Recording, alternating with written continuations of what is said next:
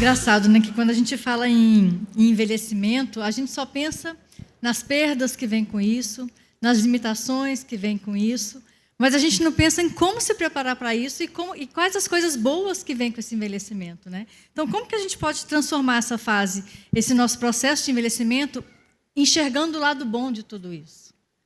Como que a gente pode transformar realmente a nossa mente focando no lado bom do envelhecimento? Eu acho, Ana Luísa, que primeiro é mesmo tendo consciência, sabe, do percurso, que a vida, né, vai passando. Não é, a vida não passa pela gente, nem a gente passa por ela, né?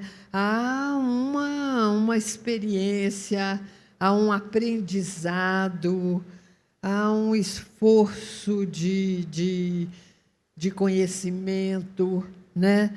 E eu acho que quando a gente pode aproveitar isso, não deixar de lado essa criança que eu mencionei, né, que está na gente, aí há a possibilidade, quem sabe, de ser uma velhice melhor. Na verdade, ninguém vive sozinho, né? Ninguém envelhece sozinho. E, portanto, eu não sou a única responsável pela minha vida. Eu convivo com as pessoas.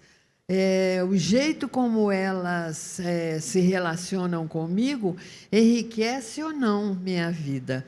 Mas eu posso, exatamente porque posso ter consciência do outro, como é que é minha vida. Uma coisa interessante, tanto Ana Cláudia, como Alexandre Kalash, como outros gerontólogos que eu já ouvi, eles dizem que eles escolheram a geriatria por causa de convívio com gente velha na família, de alguma maneira e tal, a sabedoria do velho, o cuidado com o velho. Eu já perguntei isso a geriatras com que trabalhei, geriatras jovens. Pega uma geriatra que tem 38 anos. Eu digo, por que você escolheu fazer geriatria, né? Trabalhar com gente desse jeito? Aí ela diz, porque vejo a minha avó, vejo, etc. E então, essa possibilidade de você ver e de se ver radiante, né? Não é que eu quero ser igual minha avó, mas é que ela me mostra uma possibilidade. E aí eu acho que a possibilidade que eu mostro para meus filhos e meus netos de uma velhice boa, porque é assim que classifico a minha, sabem? O que não quer dizer sem tristezas, sem limites, sem tropeços, nada disso, mas que me dá essa possibilidade até de vir falar, discutir isso com vocês, né? Então, se o que a minha experiência mostra é isso, então beleza. Porque o que se diz é que você vai caindo. Um colega, amigo lá do grupo da USP, que também trabalha com longevidade, escreveu um livro de poemas. E ele diz uma coisa muito bonita que a gente tem que falar. A vida é ladeira acima, não é ladeira abaixo. Ladeira acima, né? A gente cresce e não cresce só para cima. A gente cresce nas etapas, né? Murilo Cisalpino, um escritor mineiro, livro obrigatório, O Tamanho da Gente. Há um garoto que diz assim, Sempre as pessoas falam, quando você crescer, o que você vai ser? Nossa, como esse menino está crescido. A gente cresce, mas diz que tem um momento em que a gente para de crescer. Aí ele diz assim, será mesmo? Acho que a gente para, sim, de crescer por fora, mas continua crescendo por dentro. E acho que por dentro é que a gente cresce mais. Eu cresço quando eu descubro uma coisa bonita na natureza. Posso contar uma coisa bonita da natureza? Não é que eu descobri na natureza. Quem me contou foi João Moreira Salles, numa entrevista sobre a Amazônia. Escutem só. Ele diz assim, a Amazônia não é só uma floresta. A Amazônia é uma floresta e um jardim. Há um espaço da Amazônia em que os povos tradicionais selecionaram sementes, mudas de coisas importantes que favorecem a nossa saúde e puseram num lugar que é um jardim, não é mais uma floresta. E o que o João fala é magnífico. Ele diz assim, isso é uma construção histórica tão importante quanto a Catedral de Notre Dame. Isso é uma construção histórica, cultural, tão importante quanto as pirâmides, quanto qualquer outra maravilha do mundo. E a gente não sabe disso. Eu cresci quando João me contou isso. A gente cresce quando conhece coisas bonitas, né? Quando passa por experiências dolorosas, mas que nos recompõem. Crescer é isso aí, né? Muito bom. Quem tiver perguntas, gente, sinaliza para as meninas levarem o microfone até vocês, tá bom? Eu tenho aqui uma pergunta do nosso online, do Anaximandro. Ai, espero ter beleza. falado o nome certo. Falou certíssimo. Falei, e ele está falando lá de Recife com a gente. Pois é. E ele pergunta, querida professora Terezinha, a reflexão crítica é o meio de transporte para o amor e para a alteridade? Um beijo, mas muito carinhoso para Anaximandro. Temos trabalhado muito juntos na Receita Federal. Ali está Cris, que também é parceira lá, né? E o Anaximandro é sempre provocador. Ele sempre faz eu falar o que eu não tinha falado e devia ter falado antes. Né? Obrigada, Anaximandro. Que é isso.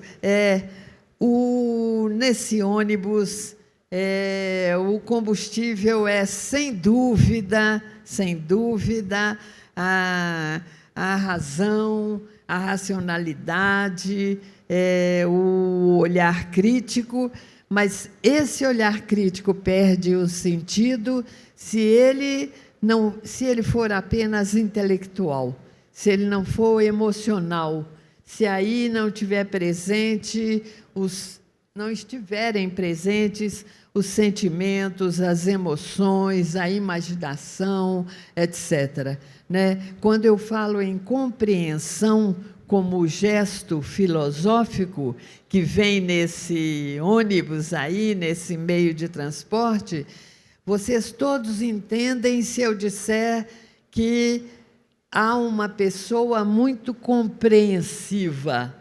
Não dá para entender isso? Quem é compreensivo não entende só, entende com o coração também, né? E é isso que a gente precisa. Obrigada pela ressalva. Temos uma pergunta ali na lateral. Aqui. Oi, professora Terezinha Rios, tudo bom? Primeiramente, agradecer suas palavras que trazem imensa reflexão, não só pelo cunho filosófico, mas porque veio cheio de poesia, e eu acho que acrescenta para todos nós aqui. Mas aqui eu venho falando de um desafio. Muitas vezes, muitos de nós nos sentimos, percebemos que o nosso esforço dentro do ambiente de trabalho, ele não é reconhecido. Me fale uma coisa, como é que eu posso viver com mais propósito e mais plenitude dentro do meu ambiente de trabalho? Obrigada. Me diga o seu nome. Maria Cláudia. Maria? Cláudia. Cláudia. Obrigada, Maria Cláudia. Esse é mesmo um desafio grandão, né? Porque está um pouco apoiado, Maria Cláudia, naquilo que eu dizia. Eu não consigo fazer a história sozinha. Eu preciso dos outros. E, então, muitas vezes, eu não tenho essa possibilidade. Não tenho conselhos ou receitas, mas eu acho que a primeira coisa que a gente pode fazer no sentido de obter um espaço em que seja do jeito que a gente quer, é agindo do jeito que a gente acha que deve ser. O exemplo é a melhor coisa em relação às atitudes. Qualquer discurso é menos importante do que o exemplo que eu dou, na perspectiva da moralidade, da ética, etc. E segundo, talvez chamando atenção mesmo para o significado daquilo. Percebe? Olha, né? E não é um olha como professoral ou impositor, mas assim eu, quando faço a minha experiência e dou testemunho dela, permito que as pessoas possam ver, quem sabe, os benefícios. Falar é fácil, do jeito que eu estou fazendo, e é mesmo muito complicado obter isso. Mas eu acho, Maria Cláudia, que a gente não deve desanimar. Essa vida boa, essa plenitude é um ideal.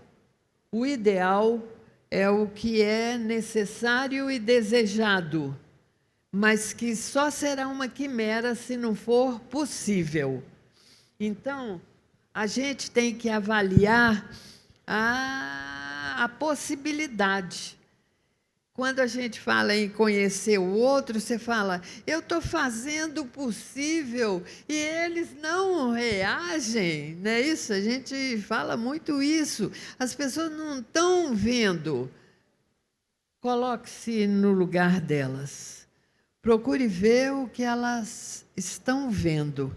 Percebe? Muito complicado. Colocar-se no lugar do outro não é virar o outro, mas é poder entender que ele tem uma experiência diferente, né? Eu quero para o outro aquilo que eu desejo para mim. A gente não fala isso? Faça para o outro o que você deseja, faça para você. Só que fazer para o outro o que desejo, faça para mim, não é dar para ele o presente que eu gostaria de ganhar. Não é? Porque é isso. Eu falo, que lindo colar! Vou comprar para Ana Luísa. Será que a Ana Luísa gostaria desse colar? Talvez ele não queira exatamente o que eu queria para mim, né? Então, ele não espere a reação que eu gostaria para mim. Exato. E aí, quem sabe eu vou descobrindo as brechas, né? Sabendo o que ele pensa, sabendo como é que ele se coloca, etc.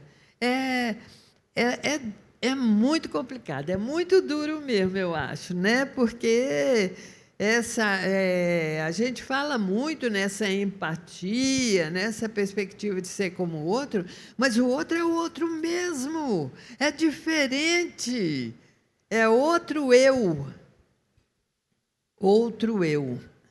eu como eu, só que outro, não é mesmo? Eu brinco, sabem, quando as pessoas dizem, eu falo, a gente tem que respeitar o outro, tem que colocar-se no lugar do outro. Não é por altruísmo, não. É porque eu sou o outro do outro. Já pensaram nisso? Né? Eu falo, respeite o outro. O outro sou eu. E quero respeito. E preciso. Essa alteridade de que o Anaximandro fala é a base da existência. Porque eu só existo quando o outro me considera. Eu não existo sem você.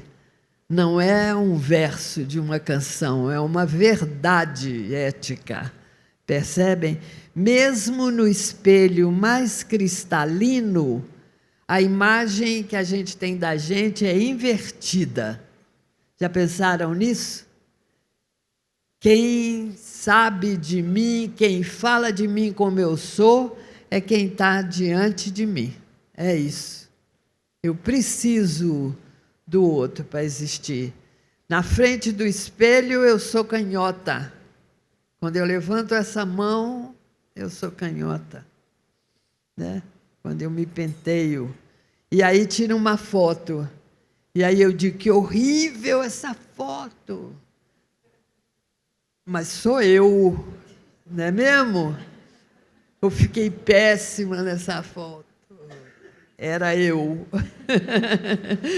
Brinco, mas é essa experiência, né, que a gente tem. A alteridade é isso.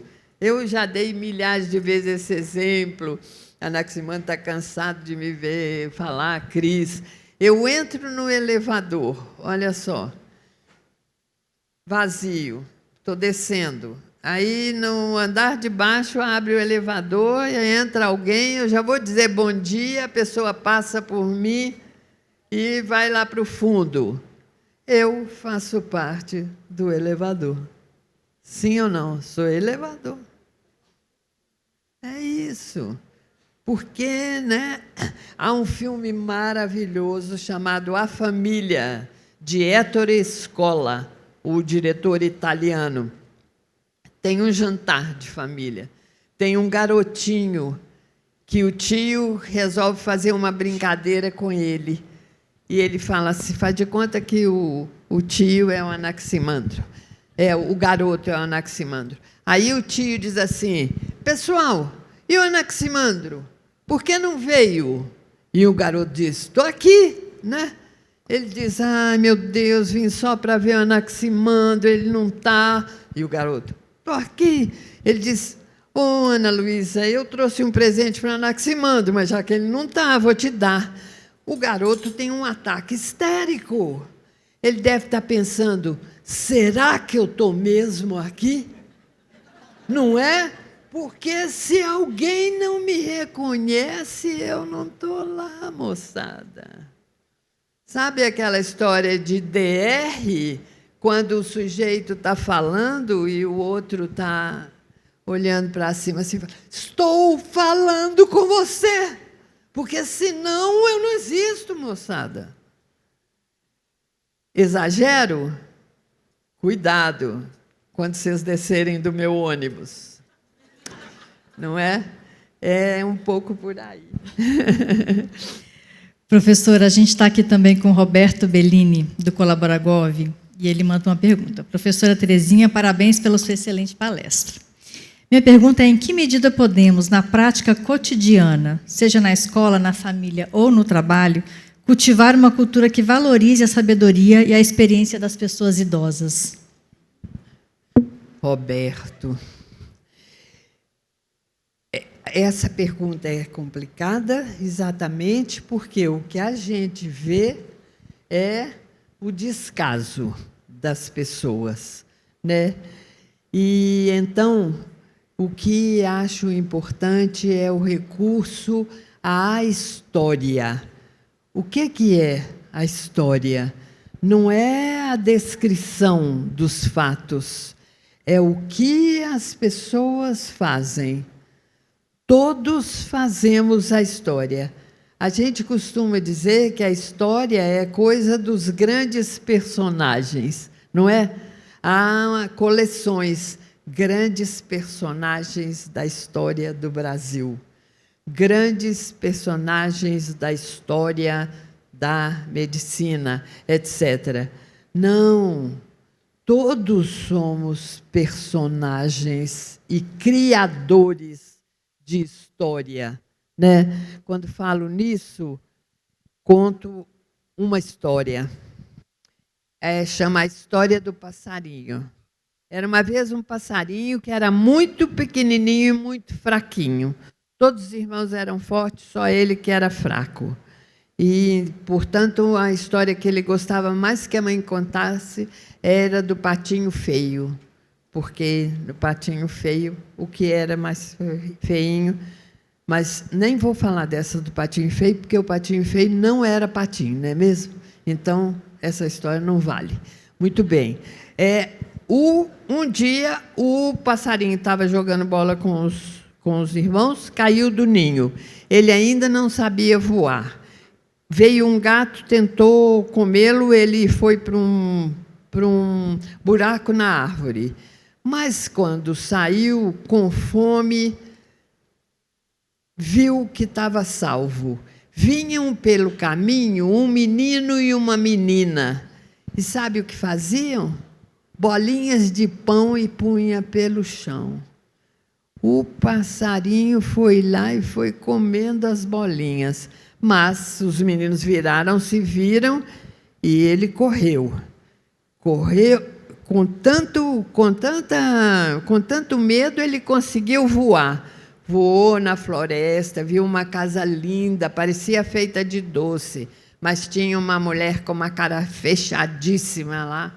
Ele foi lá no ninho, contou para a mãe e para os irmãos a história das bolinhas.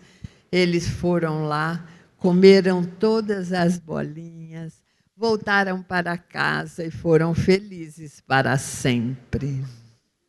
Que história é essa? João e Maria. Por que eu conto a história, Roberto? Porque João e Maria são personagens secundários da história do passarinho. Se não fosse o passarinho, não tinha história de João e Maria. Portanto, a história não se faz nos gabinetes aqui de Brasília, nem em determinados lugares especiais, mas ela se faz no nosso dia a dia. A história que nossos bisnetos, meus netos já estão aí, né, vão ler na internet, está nas nossas agendas, tá, Maria Cláudia? Nos relatórios das reuniões que fazemos, etc. Né? E, então, se a gente chama atenção para esse fato de que pequenos ou grandes, mais velhos ou menos velhos, fazemos todos a história, e que esses que já tiveram um percurso um pouco maior, não é que tenham uma história mais importante, mas, quem sabe, tem coisas importantes para contar, para partilhar, aí sim. Porque não estou dizendo que quem viveu mais tem uma vida mais ampla, de jeito nenhum. Depende do jeito que viveu, não é mesmo? Terá vivido muito, mas terá vivido bem, mas aí essa experiência é fundamental, porque eu posso dizer a uma pessoa de 60, a alguém que tem 40, 20 ou 10, o que significa chegar aos 80, de alguma maneira. Né? Eu sei uma parte do caminho, mesmo que eu tenha trilhado de um jeito que seja discutível. Acho que é por aí. Eu ia casa até um pouco com o que eu ia perguntar para a senhora aqui, para a gente deixar como uma mensagem final para todo mundo. Né? A gente está falando sobre fases diversas, né? E a gente sabe que muita gente nessa hora já deixou de viver com aquele entusiasmo que a gente precisaria ter no decorrer do envelhecimento. E aí, que reflexão que a senhora deixaria sobre a importância realmente da gente dar sempre a importância necessária a cada fase da vida? Porque cada ela tem a sua importância no nosso decorrer, no nosso caminhar. E às vezes a gente vai chegando vamos dizer, no fim da linha, né? E aí vai deixando de dar importância àquela fase que a gente está vivendo, que é o período nosso do envelhecimento, da nossa velhice em si. Então, que reflexão que a gente traria realmente para que todo mundo desse a importância à sua fase atual, sabendo que ali faz parte do nosso caminhar. E não só dar valor àquilo que já passou e agora aqui para frente eu estou envelhecendo, eu não posso mais viver tantas coisas, tantas glórias como eu já vivei na minha juventude. Me fez entender? Se fez e já respondeu de alguma maneira, é ou não é? Porque é isso mesmo, sabe? É o de, olha aí o que há nesse momento, né? E olha em volta, e olha na frente, e olha atrás, assim, que eu estou falando em termos de percurso e tal. A maldição, Ana Luísa, é a promoção de uma determinada idade. A promoção, por exemplo, da juventude. O elogio da juventude. A gente quer ser jovem, não é mesmo? As pessoas dizem para mim, olha só, quando eu digo, tenho 82 anos, elas falam, puxa, não parece. Eu falo, quero parecer, eu tenho direito de parecer, né? Porque ela está me elogiando, claro que está. Ela fala, você parece ter 60. Oh, que beleza! Porque ter 60 é melhor do que ter 82, moçada. Ou, nossa, eu te daria só uns 40. Fala, não me dê mais, porque já tenho mais do que o suficiente, não é mesmo? Eu te daria, né? É o elogio, nós temos o elogio de uma determinada idade. O que a gente chama de idadismo, nós chamamos de etarismo, mas agora não estou falando mais etarismo, porque Alexandre Kalash já me ensinou. Se é raça, é racismo, se é idade, é idadismo, pronto. Mas o idadismo não é só em relação aos idosos, é em relação a todas as idades. Criança não tem querer, adolescente é aborrecente, etc. Esses elogios das determinadas idades é que fazem com que seja muito problemático, porque você apaga as outras. E, com isso, você fala, quando você tiver tanto é que vai ser legal. Não é mesmo? A escola que prepara para a vida. Mas a escola é vida. Que história é essa do para? Né? É um menino. Quando você tiver tal, você vai ver. Aí sim vai ser bom. Agora não, você não vai dar ainda para você saber dessa coisa, porque depois, e aí é que é bom. Não, coisas boas de todas as idades. Quem sabe a gente faz uma lista, não é mesmo? E aí vai descobrir, isso é que é bom, Ana Luísa, aí vai descobrir que há coisas que são boas em todas as idades. Rir, se divertir, né? Se emocionar, não tem idade para isso. Que coisas! E aí isso é que permite exatamente o diálogo entre as gerações, etc. Porque eu consigo rir do que meu neto ri. Eu me emociono com o que emociona o meu aluno de 20 anos. Então, é porque eu sou velha? É porque ele é jovem? É porque é adulto? Não, é porque somos gentes. Seres humanos. A humanidade anda meio com descrédito, não é verdade? Eita, humanidade, né? Mas Se a gente vive falando na humanidade, de repente descobre que já viu e foi no espelho, é isso. Se a cara da humanidade que a gente vê no espelho não é boa, não adianta quebrar o espelho, tem que mudar a cara. Eu sou a representante da humanidade. Fala, Cris.